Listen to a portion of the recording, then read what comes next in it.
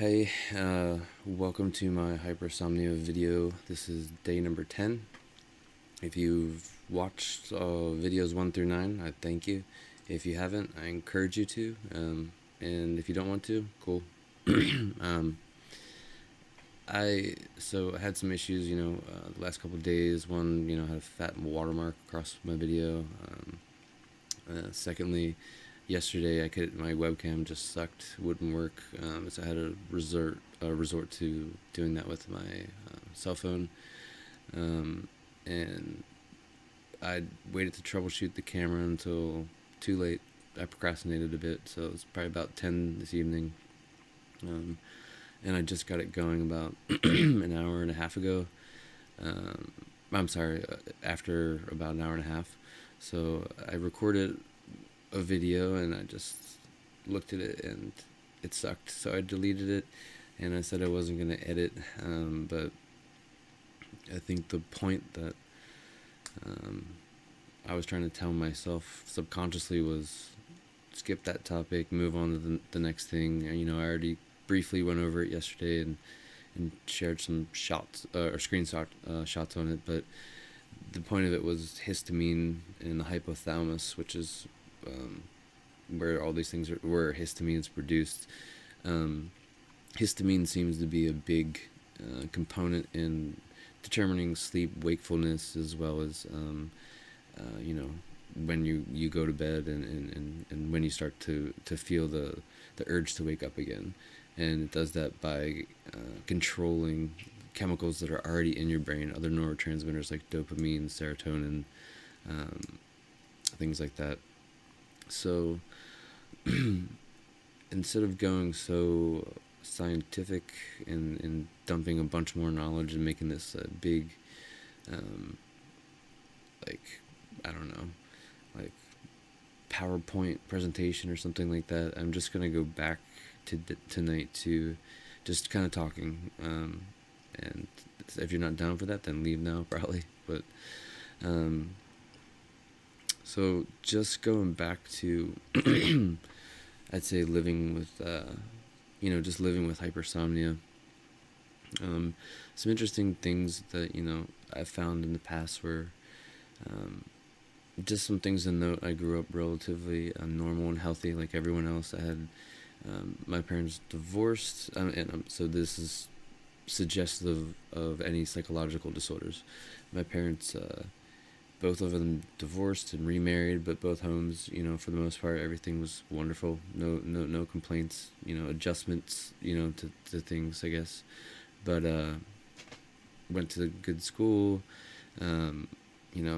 Felt like I was intelligent enough to get jobs and get through school fairly well. Didn't play school sports for school, but did a lot of sports when I was younger in terms of roller hockey and hiking and just playing football and baseball with friends and stuff. So I was really active, and I did get hit by a car. I think I was 9 or 10 or something. I basically I rode into the side of a car that was going like 30 miles an hour. So there was a bit of an impact, but I cracked my collarbone at that time, but that was it. No head trauma or anything like that was reported. I did I think one time when I was 13 or 14, fall off my skateboard, and I did land on the back of my head back here on a cement driveway really hard. I do remember laying there for a minute or two before really putting things together, but I don't remember it being a big unconscious thing or even really having migraines after that. And my head probably hurt for a day or two, but so I'm not sure if that would be involved as far as some sort of medical history. No one in my family has ever reported having this disorder. No, more often than not, there's people in my family with insomnia, not hypersomnia. It doesn't, no one's ever heard of it, or it doesn't seem to be, it doesn't seem to have genetically appeared until me, or, that's probably not true completely, but, so in terms of my ethnic background, mostly British and Irish, and the only oddball is I'm 10% or maybe like 5 to 10% Japanese. Um, what else? I am 5'8.5", probably 170 pounds. Um, I write music, write lyrics and poems or what have you. Um, I play the guitar, I can play the bass, keyboards, computer music. Again, I do not exercise. Probably I probably exercise below the standard to some effect, and then that's probably why a lot of people say to me, "Oh, you just need to exercise more." But it's I'm exercising less because I'm so tired already. Not because exercising is tiring. It's just I can't even get to the exercise. like, um, let's see what else. I do eat. I probably eat average healthy. I'd say I don't eat a lot of fast food or junk food, or I don't eat. I don't really eat candy. I have a very odd, random, at most, sweet tooth, and it's usually for dark chocolate. Um, I have maybe a coffee or two at the most a day. I don't drink caffeinated beverages. Let's see. I'm drawing a blank there. Coffee, no.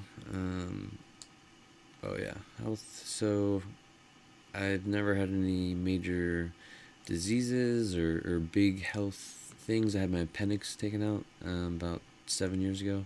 Or no, yeah, 5, 6 or 7 years ago. That was my biggest surgery or operation ever. Um, I've had the chicken pox. I think had all of my shots as a kid. And I know a lot of things come out now saying that that the direct or supposed or I think it's fully confirmed now, the link between mercury and autism. So I've also seen some reports where um, if there's a high levels of copper, I think in the water in your area, that it can cause sleep disorders and things like that.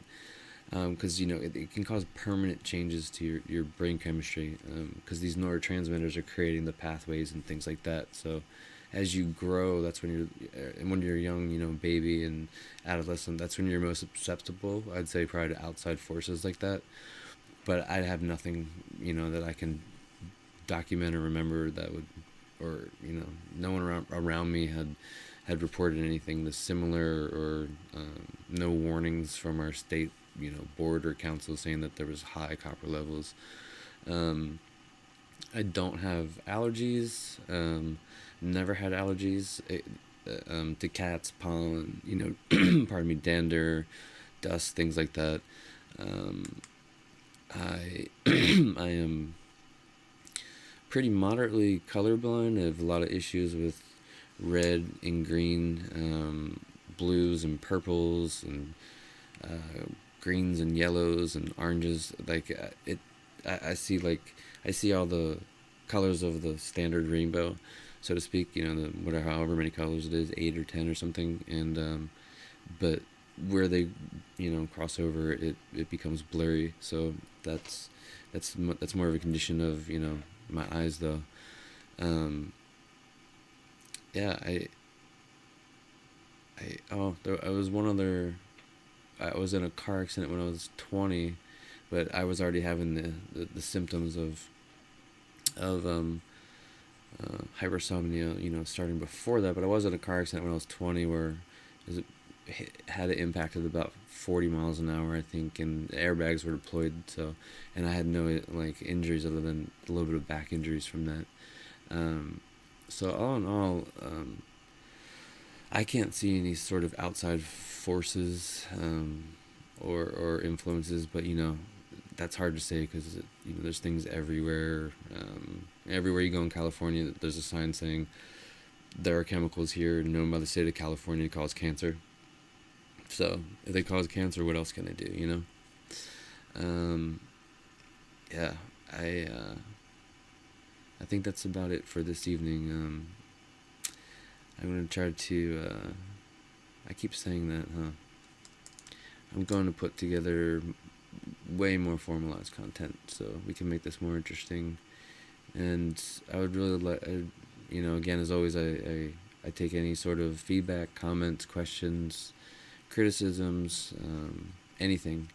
And even if you just want to think about what like the video was about, or share it with someone, whatever, thank you. And I would also recommend, hopefully I didn't already say this, going back and comparing, my demeanor and cognitive skills in these last few videos to the first 2 or 3, where I was not on any sort of medication and I was just dealing with what the effects of hypersomnia were, straight out. So and hopefully you could see a difference, because I can feel it, and people around me can tell me, or tell me as well. Okay, well, have a great evening, and see you next time.